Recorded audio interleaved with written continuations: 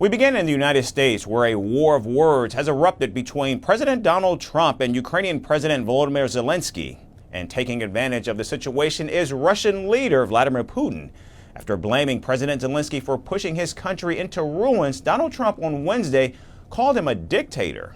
The commander-in-chief accused the Ukrainian leader of not holding elections, which have been postponed indefinitely due to the Russian invasion.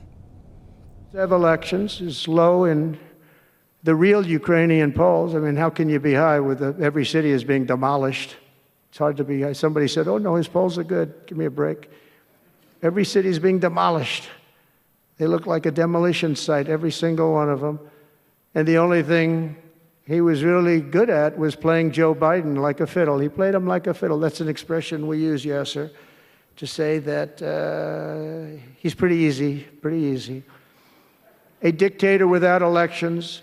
Zelensky better move fast or he's not going to have a country left. Got to move fast because that war is going in the wrong direction. In the meantime, we're successfully negotiating an end to the war with Russia.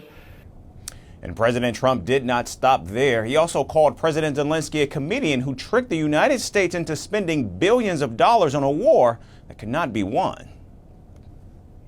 Modestly successful comedian.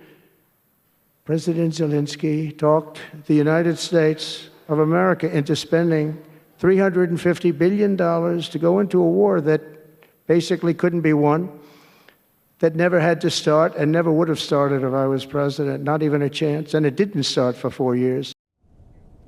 These comments were made after Zelensky said President Trump lives in a bubble of Russian disinformation.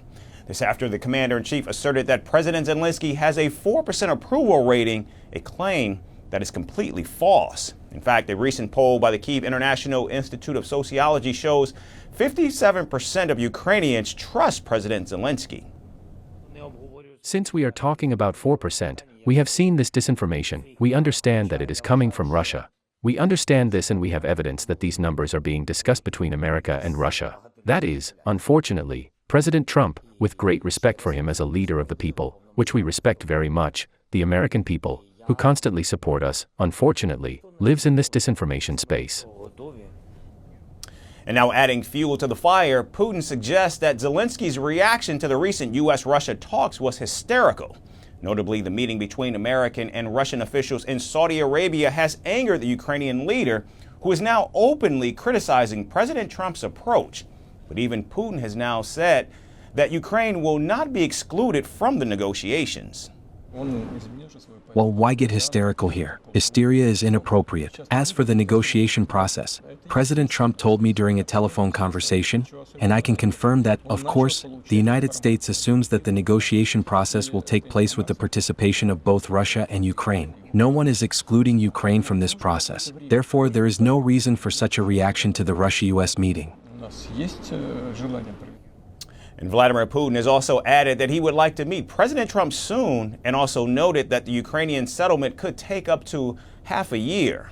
President Trump's latest back and forth with Zelensky, however, and his closeness with Putin have made one thing clear. No matter how much optimism Ukraine voices on the global stage, Russia now holds all the cards at the negotiating table. We're calling the show Vantage. We hope you like what we put together for you. Touted as the minimum defense from that video.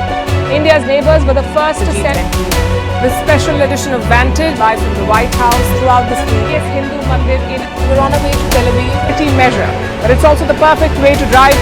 I don't think Prime Minister of Bhutan, Sherin Thagbir. Welcome to 60% of the world's office. Prime Minister Modi did the iron. We were actually. What are you doing? How do you like? It's been 1 year since that meeting. Iron bars separate you from the outside. Out the vote effort. Trump had, it says, and at $4.3 trillion, 300 billion by 2030. That's what we need to tackle climate change.